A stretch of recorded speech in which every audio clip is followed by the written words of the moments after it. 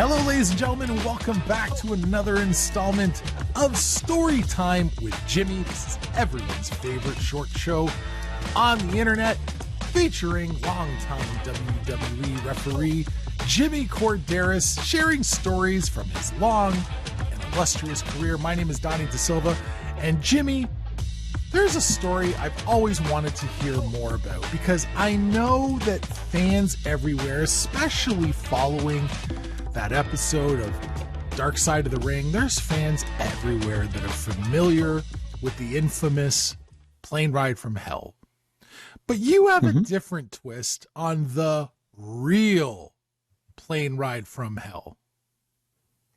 Oh, yeah, absolutely. Everybody talks about the one that was on Dark Side of the Ring, plane ride from hell. You know, I wouldn't call it hell. It was a lot of shenanigans that maybe got a little out of control, but we had this tour going to Australia one time. We started on the West Coast. We finished up in California, and they got this charter plane for us to take us over to Australia. And this charter plane was something out of the movie, Airplane the movie. I mean, it was old, refurbished airplane. They called it refurbished, but I don't know how refurbished it was.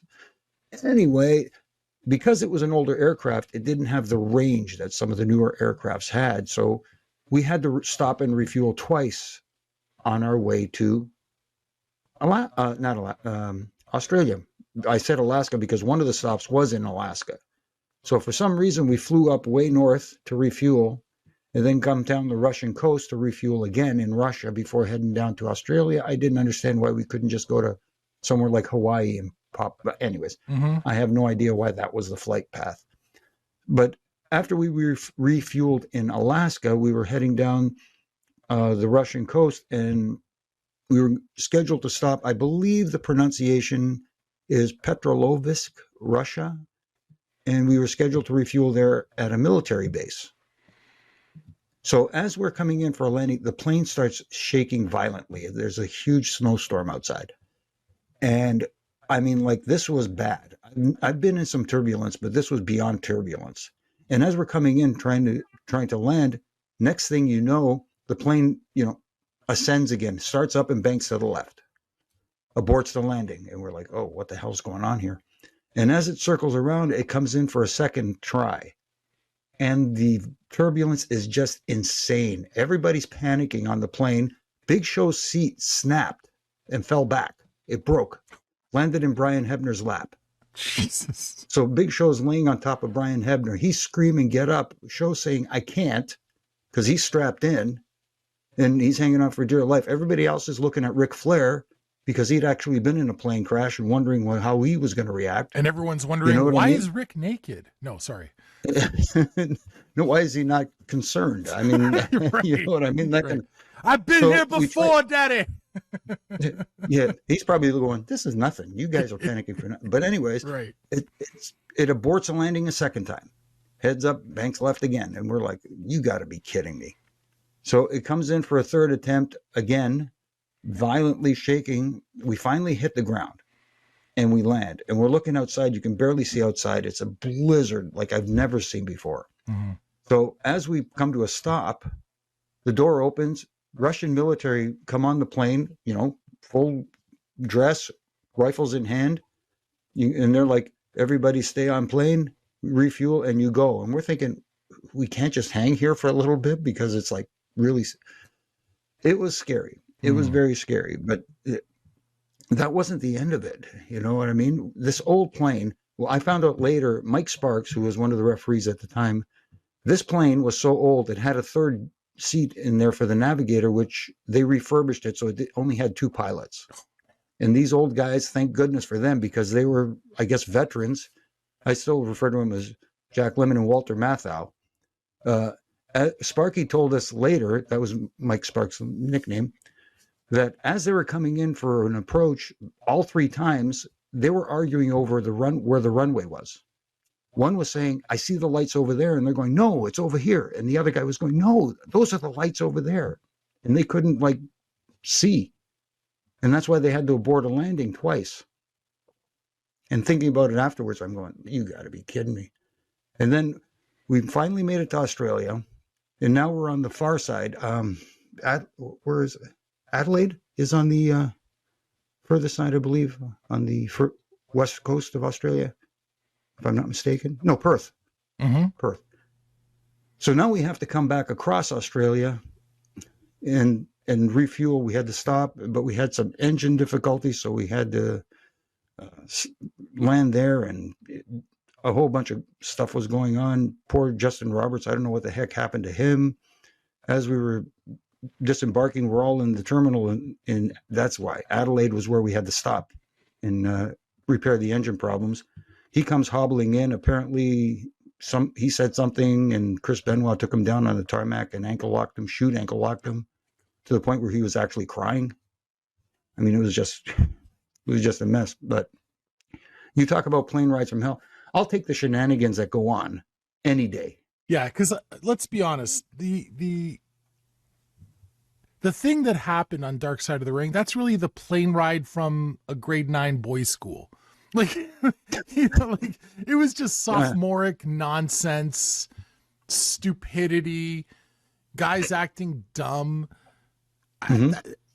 There's probably 24 other plane rides that you've been on that were very similar to that. Oh, if not more. Some of the ones I've been on have been, I don't want to say the word worse. Right. But there were a lot more shenanigans going on than what happened on that infamous plane ride from hell. But certainly sitting right there. Yeah, certainly when someone gets double-legged on a plane, that's going to make people uncomfortable. Well, Kurt and Brock, I mean, like, you got to be kidding me. Kurt had went up to double-leg Brock, and they didn't go down. Right. He didn't take them down. So they were wrestling around, and I was playing cards with Coach Michael Cole. We had a table on that plane. There was a 4-seater with a table there. We were playing cards, but we were right across from the emergency exit door. Mm-hmm. So as Kurt and Brock were jostling for position, they slam up against the emergency door, and we all looked at each other and went, okay, and crank that seatbelt. Now, I don't know. Is it able to open unless it's unlocked from the cockpit? I have no idea. Yeah. But everybody started to panic, and that's when everybody got up and goes, okay, boys, easy. But there have been other plane rides where, Vince tries to double leg Kurt Angle, and Kurt Angle's got him in a rear naked choke, and Taker's then getting up and trying to break this stuff up. And it was like, you got, again, sophomoric stuff, like you said. Yeah. But on this other the real plane ride from hell, were you fearing for your life? To be honest with you, yes. Yeah. I'm like, we're going to crash in the middle of Russia and nobody's going to know. Yeah. It was one of those deals. I honestly did. I honestly thought we were going to crash. That's freaky. Because like it's bad enough when you're on a plane and you're thinking, because I mean, anytime you even though they say air travel is the safest form of travel, that's fine. Mm-hmm. But anytime you get on a plane, if you don't have a thought in the back of your mind, like, hey, something could go sideways.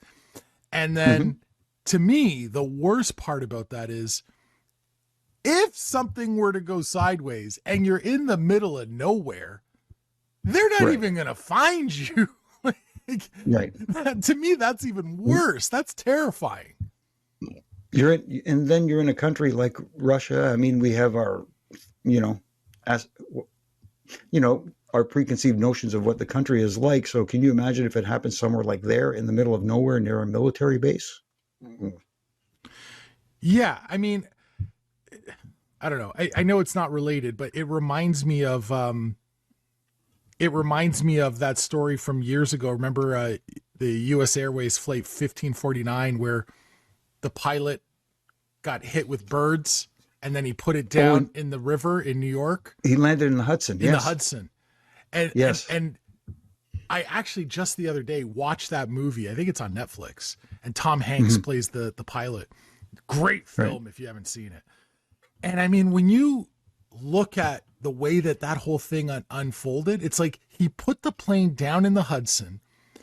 And because of where they were able to keep the plane afloat for about 10, 15 minutes.